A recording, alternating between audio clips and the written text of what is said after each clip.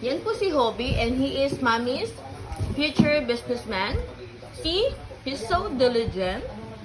Right, he has two businesses here. The first is his food chain. He loves cooking food for mommy, like sandwiches, burgers, fries, juices. And he has a cutie bell there, right, Kuya? Wow. Kuya Hobby is such an obedient and very courageous boy. Right? And he has also another business here on the other side.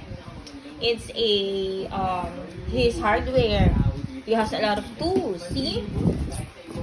Right? Wow, Hobby is such an amazing boy.